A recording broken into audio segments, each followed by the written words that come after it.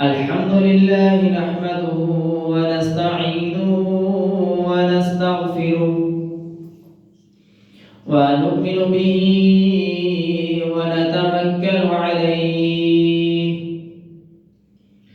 ونعوذ بالله من شرور أنفسنا ومن سيئات أعمالنا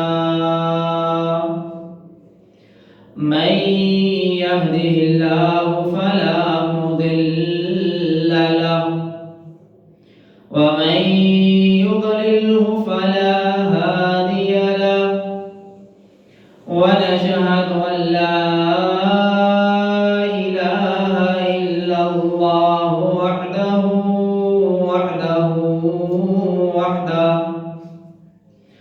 لا شريك له ونشهد أن محمدا عبده ورسوله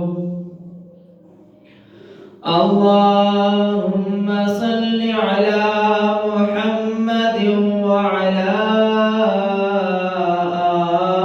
آل محمد كما صليت على إبراهيم وعلى آل إبراهيم إنك حميد مجيد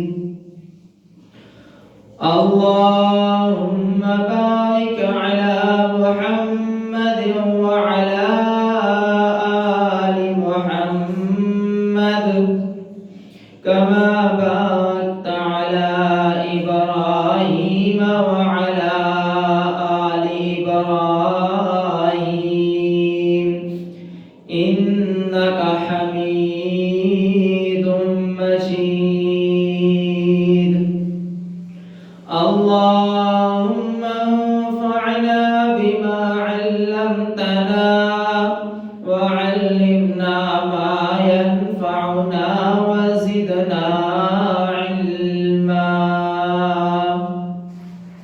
رب اشرح لي صدري ويسر لي أمري واحلل عقدة من لساني يفقهوا قولي رب زدني علما رب زدني علما رب زدني علما أما بعد فإن خير الحديث كتاب الله وخير الهدي هدي محمد صلى الله عليه وسلم وشر الأمور محدثاتها وكل محدثة بدعة وكل بدعة ضلالة وكل ضلالة في النار فأعوذ بالله السميع العليم من الشيطان الرجيم بسم الله الرحمن الرحيم ما أصاب من مصيبة إلا بإذن الله قال الله تعالى في مقام آخر فلا تدع من دون الله ما لا ينفعك ولا يضرك صدق الله العظيم حمد و ثنا کی پاک کلمات اللہ جل جلالہ کے لیے آنگین لا تعداد بے شمار درود و سلام آقائے دو جہان امام الانبیاء امام کائنات امام اعظم جناب حضرت محمد رسول اللہ صلی اللہ علیہ وآلہ وسلم کی ذات گرامی کے لیے حضرات سوا کا پچھلے جمعۃ المبارک میں چند فتنوں کا تذکرہ کیا تھا جو آج اس معاشرے میں عام ہے، جن میں سے ایک فتنہ مال کا تھا، ایک جہالت اور بے حیائی کا فتنہ۔ تو آج آپ کے سامنے اس فتنوں کے دور میں ایک مسلمانوں کا کردار کس طرح ہونا چاہیے، اس بارے میں چند گزارشات آپ کے سامنے رکھنے کا ارادہ ہے۔ تو حضرات عزیز و اکرام، جب انسان کسی آزمائش میں مبتلا ہوتا ہے، اللہ تعالیٰ اپنے بندے کو کسی آزمائش میں مبتلا کرتے ہیں، تو اس وقت شیطان بھی انسان کے اوپر فوراً حملہ کرتا ہے، اور جو شیطان کا سب سے پہلا حملہ ہوتا ہے وہ انسان کے ایمان کے اوپر حملہ ہوتا ہے۔ شیطان سب سے پہلے آدمی کے ایمان کے اوپر حملہ کرتا ہے کہ اس فتنے سے اس کا ایمان ختم ہو جائے،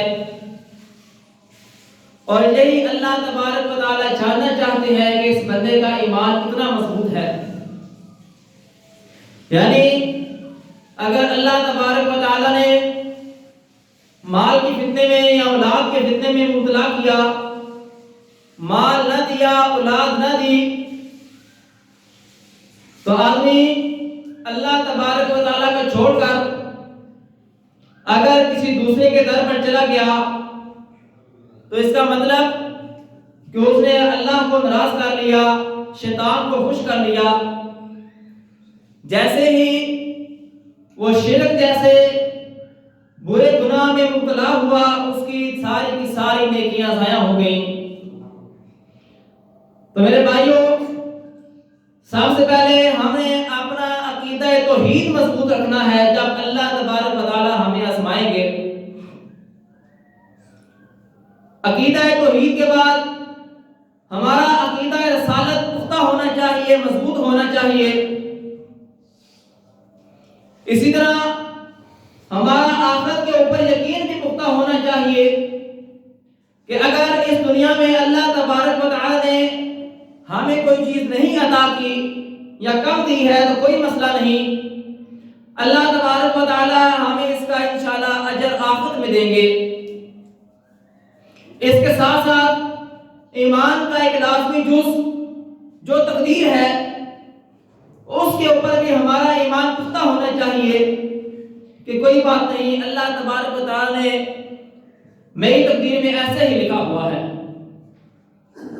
اگر انسان کے ساتھ جس طرح انسان چاہتا ہے اس طرح نہیں ہوا تو حضور صلی اللہ علیہ وآلہ وسلم نے دعا سکھلائی تو ہمیں پڑھنی چاہیے کہ قدر اللہ وما شاء فعل، جس طرح اللہ نے چاہا وہ کام ہو گیا۔ تو جب اللہ تبارک و تعالی اپنے بندے کو کسی آزمائش میں مبتلا کرے، کسی فتنے میں مبتلا کرے، تو سب سے پہلے جو ایک مسلمان کا کردار ہے اسے اپنا ایمان مضبوط رکھنا چاہیے، کیونکہ اگر شیطان پہلے ہی حملے میں کامیاب ہو گیا تو اس کو پھر کسی دوسرے حملے کی ضرورت نہیں ہے۔ تو اس لیے ہمیں سب سے پہلے اپنے ایمان کو مضبوط رکھنا ہے۔ جب ہمارا ایمان مضبوط ہے، اس کے بعد دوسرے نمبر پر جو ایک مسلمان کو کرنا ہے، اس نے اللہ تبارک و تعالیٰ کی کتاب قرآن مجید اور حضور صلی اللہ علیہ وآلہ وسلم کی سنت کو مضبوطی سے پکڑنا ہے۔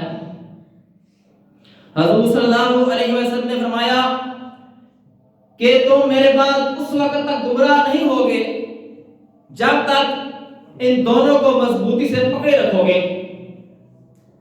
اور جب مسلمانوں نے اللہ تبارک و تعالیٰ کی کتاب کو اور حضور صلی اللہ علیہ وسلم کی سنت کو چھوڑا تو مسلمان فرقہ بازی میں پڑ گئے، اور یہی وجہ ہے کہ آج دن بہ دن ہم فرقہ بازی میں بڑھتے چلے جا رہے ہیں کہ ہمیں شاعر اللہ کا بھی خیال نہیں رہتا۔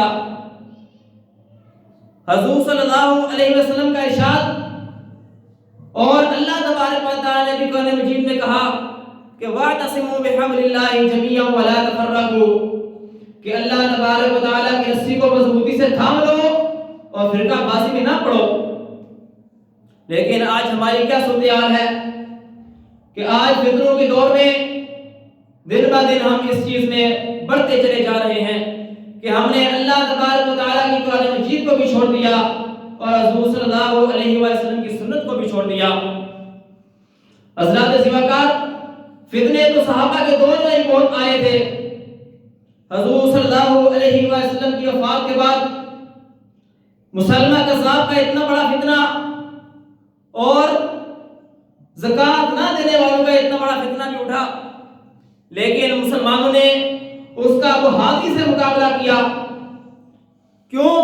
اس وقت مسلمان جس چیز کے اوپر عمل کرتے تھے وہ اللہ کی کتاب تھی اور حضور صلی اللہ علیہ وسلم کا فرمان تھا.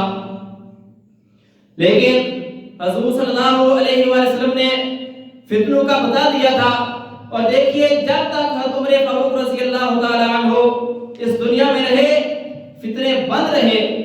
لیکن حضرت عمر فاروق رضی اللہ تعالی عنہ کی شہادت کے بعد فتنے اس قدر عام ہو چکے کہ آج ہمارے معاشرے میں فتنے اس قدر عام ہیں کہ کم از کم ہمارے کنٹرول میں تو نہیں آ سکتے یہ، کیونکہ حضور صلی اللہ علیہ وسلم کی یہ حدیث ہے.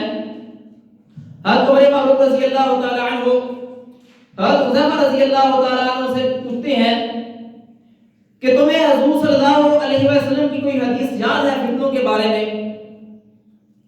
تو حضرت حذیفہ رضی اللہ تعالی عنہ کہتے ہیں کہ ہاں جی، حضور صلی اللہ علیہ وسلم نے فرمایا تھا کہ میری امت میں دجال کا فتنہ ہوگا یا یأجوج ومأجوج کا فتنہ ہوگا.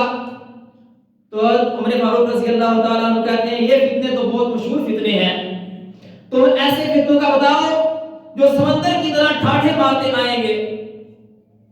تو حذیفہ رضی اللہ تعالیٰ عنہ کہتے ہیں کہ حضور صلی اللہ علیہ وسلم نے فرمایا کہ وہ فتنے ایک دروازے کے پیچھے بند ہیں، تو جب تک وہ دروازہ ہے اس وقت تک وہ فتنے باہر نہیں آ سکتے. تو حضرت عمر فاروق رضی اللہ تعالیٰ عنہ پتہ کرتے ہیں کہ بتاؤ مجھے کہ وہ دروازہ کھولا جائے گا یا دروازہ توڑا جائے گا. تو حذیفہ رضی اللہ تعالیٰ عنہ کہتے ہیں کہ حضور صلی اللہ علیہ وسلم نے فرمایا کہ اس دروازے کو توڑ دیا جائے گا. تو کہا کہ اس کا مطلب ہے کہ دروازہ پھر کبھی بند نہیں ہوگا، اور وہ دروازہ حضرت عمر فاروق رضی اللہ تعالیٰ عنہ تھے. یعنی جب تک حضرت عمر فاروق رضی اللہ تعالیٰ عنہ اس دنیا میں رہے فتنے دروازے کے پیچھے بند تھے، لیکن جیسے ہی دروازہ توڑ دیا گیا، حضرت عثمان غنی رضی اللہ تعالیٰ عنہ کا دور دیکھ لیں کہ وہاں سے فتنوں کا آغاز ہوا اور مسلمان تفرقہ بازی میں بٹے اور آج تک بڑھتے چلے جا رہے ہیں. تو میرے بھائیوں، اگر ہم چاہتے ہیں کہ ہم اس فتنوں کے دور میں اکٹھے رہیں، متحد رہیں، تو اس کا ایک ہی طریقہ ہے کہ ہم اللہ تبارک و تعالیٰ کی پاک کلام قرآن مجید اور حضور صلی اللہ علیہ وآلہ وسلم کی سنت کے اوپر عمل کریں، تو پھر ہی متحد ہو سکتے ہیں.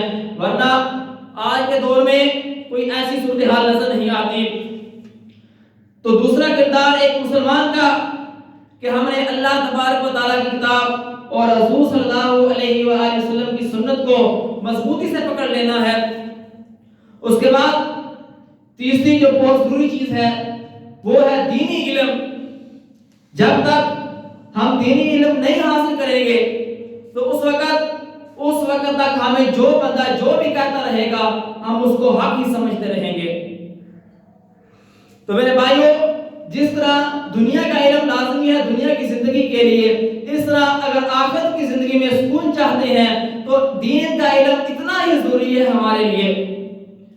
لیکن آج ہماری صورتحال یہ ہے کہ ہم سمجھتے ہیں کہ جو دین کا علم ہے وہ صرف مدرسے میں پڑھایا جائے اور اسی جو طالب علم پڑھنے والے ہیں ان کے لیے کافی ہے.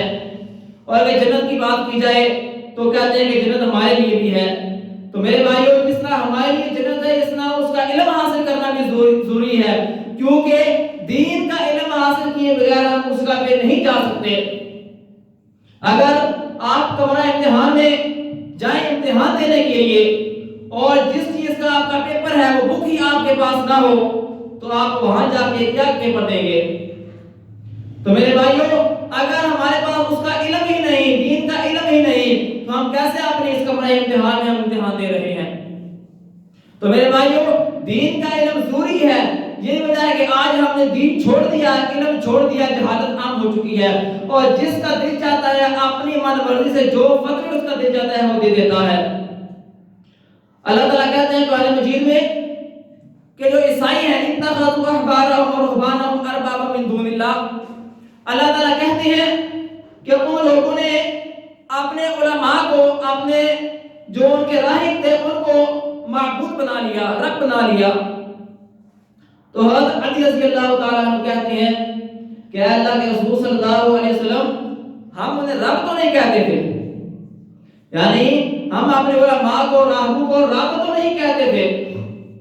تو رسول صلی اللہ علیہ وسلم فرماتے ہیں کیا جس چیز کو وہ حلال کہتے تھے تم حلال نہیں سمجھتے تھے، اور جس کو وہ حرام کہتے تھے تم حرام نہیں سمجھتے تھے آپ کے لیے؟ تو حضرت علی رضی اللہ تعالیٰ عنہ کہتے ہیں بالکل یہی بات ہے۔ تو رسول صلی اللہ علیہ وسلم نے فرمایا اس کا مطلب ہی تو رب بنانا ہے کہ علماء نے جس کو حرام قرار دیا انہوں نے حرام سمجھ لیا، اور جس کو حلال قرار دیا اس کو حلال سمجھ لیا، نہ اس کے اوپر تحقیق کی، نہ اس کا علم حاصل کیا، اور اپنے لیے جو انہوں نے حلال قرار دیا اس کو جائز سمجھ لیا۔ تو میرے بھائیوں، آج کے دور میں، اس فتنوں کے دور میں ہمارے لیے دین کا علم انتہائی ضروری ہے۔ جب تک ہم دین کا علم حاصل نہیں کریں گے تب تک ہم اس فتنوں کے دور میں ان فتنوں سے نہیں بچ سکتے۔ اس کے علاوہ ایک مسلمان کے کردار میں جو لازمی چیز وہ ہے تقویٰ، کیونکہ اگر ایک بندے کے دل میں اللہ کا ڈر نہیں ہے، اللہ کا خوف نہیں ہے، تو پھر اس کا دل جو چاہے گا وہ کرے گا۔ تو میرے بھائیوں، اللہ کا ڈر سب سے پہلی چیز ہے۔ اگر انسان کے دل میں اللہ کا ڈر نہیں، یہ وجہ ہے کہ آج بے حیائی کا فتنہ عام ہو چکا ہے۔ اگر پردے کی بات کی جائے تو کہتے ہیں کوئی بات نہیں، نظر کا پردہ ہے۔ میرے بھائیوں، اللہ تعالیٰ نے سب سے پاکیزہ جو عورتیں تھیں ان کو پردے کا حکم دیا۔ کیا ہماری نظر ان سے زیادہ پاک ہے؟ کیا ہماری نظر کا پردہ ان سے زیادہ ہے؟ اللہ تبارک و تعالیٰ ان پاک عورتوں کو حکم دے رہے ہیں کہ جب تم اپنے گھر سے نکلو من جلابیبہن، اپنے چہرے کو ڈھانپ لو، اپنے چہرے کے اوپر کپڑا اوڑھو۔ لیکن آج ہمارے معاشرے کی کیا صورتحال ہے؟ اگر مرد کو دیکھیں تو وہ بھی کہتا ہے کہ دل کا پردہ ہے، آنکھ کا پردہ ہے۔ اگر عورت کو دیکھا جائے تو وہ بھی یہ کہتی ہے دل کا پردہ ہے، آنکھ کا پردہ ہے۔ اگر دل و آنکھ ہمارے اتنے پاک تھے، اب ہمارے لباس کی کیا صورتحال ہو چکی ہے؟ تو میرے بھائیوں، یہ جو اللہ کا ڈر ہے جس کے دل میں یہ نکل جائے اس کو پھر ان چیزوں کی کوئی ہوش ہی نہیں رہتی۔ تو سب سے پہلے اللہ تبارک و تعالیٰ کا ڈر ہے۔ اگر ہمارے دل میں اللہ کا ڈر آ جائے تو ہم آٹومیٹک ان فتنوں کے دور میں، ان آزمائشوں کے دور میں اللہ تبارک و تعالیٰ کو یاد بھی رکھیں گے اور ثابت قدم بھی رہیں گے۔ یہ جو سوشل میڈیا کا دور ہے، اس دور میں جس کے دل میں اللہ کا ڈر نہیں وہ اس فتنے سے محفوظ نہیں۔ یہ اتنا خطرناک فتنہ ہے کہ جس کے پاس یہ آ چکا ہے وہ اس سے نہیں بچ سکتا سوائے اللہ تبارک و تعالیٰ کے ڈر سے۔ اور حضور صلی اللہ علیہ وسلم نے فرمایا تھا کہ جو بھی فتنے کے دور میں کسی فتنے میں جھانکے گا اس فتنے میں مبتلا ہو جائے گا۔ تو اسے بچنے کا صرف جو واحد ذریعہ ہے اسپیشلی سوشل میڈیا کے فتنے سے بچنے کے لیے وہ اللہ تبارک و تعالیٰ کا ڈر ہے۔ اگر ہمارے دل میں اللہ تبارک و تعالیٰ کا ڈر نہیں تو ہم اس فتنے سے نہیں بچ سکتے۔